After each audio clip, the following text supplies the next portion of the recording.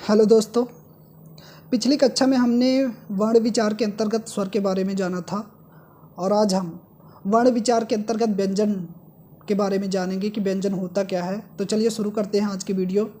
व्यंजन स्वरों की सहायता से बोले जाने वाले वर्णों को व्यंजन कहते हैं, जिनमें स्वर छिपे होते हैं। इनकी संख्या 33 होती है, जैसे क प्लस आ बराबर का, कै प्लस अ बराबर का। उसी प्रकार ग प्लस अ बराबर गा। व्यंजन 4 प्रकार के होते हैं: स्पर्श व्यंजन, अंतस्थ व्यंजन, ऊष्म व्यंजन, संयुक्त व्यंजन। स्पर्श व्यंजन विशेष अंगों के स्पर्श से उत्पन्न होने वाले तथा या विशेष अंगों से उच्चारित होने वाले वर्णों को स्पर्श व्यंजन कहते हैं। इनकी संख्या 25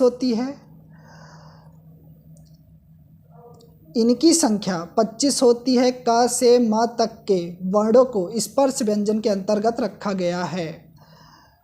उच्चारण स्थान स्पर्श व्यंजनों का उच्चारण स्थान: क वर्ग का उच्चारण स्थान कंठ होता है।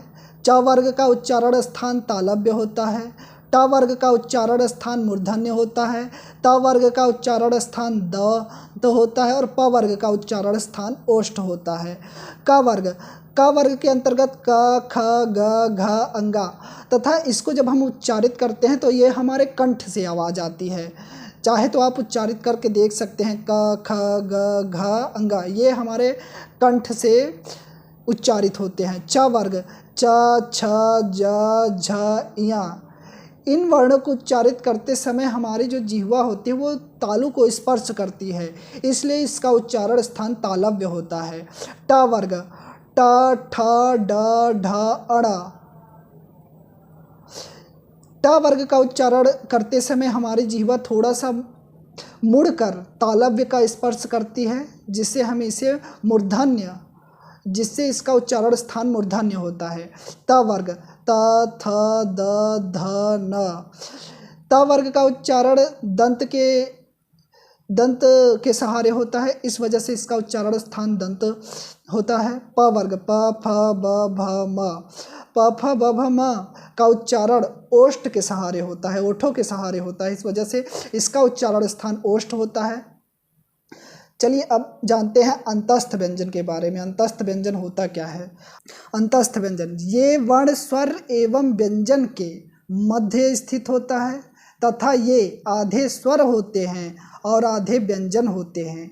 इनकी संख्या 4 है: य, र, ल, व और इनका उच्चारण स्थान जिह्वाग्र होता है।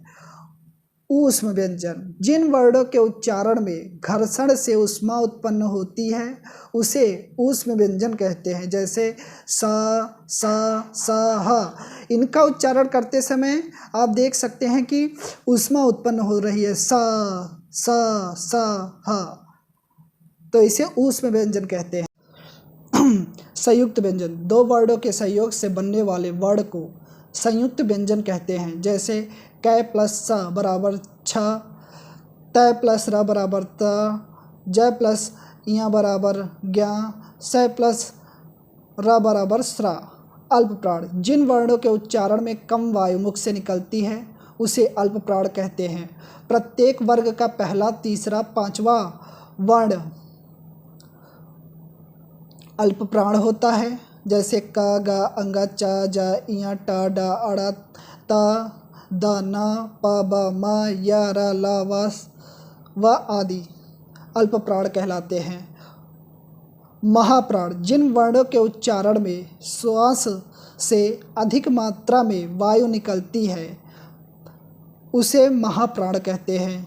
प्रत्येक वर्ग का दूसरा, चौथा तथा सभी ऊष्म व्यंजन महाप्राण के अंतर्गत आते हैं। जिन वर्णों के उच्चारण में श्वास से अधिक मात्रा में वायु, प्राण मतलब वायु होता है, तो अधिक मात्रा में जब वायु निकलता है तो उसे महाप्राण कहते हैं। प्रत्येक वर्ग का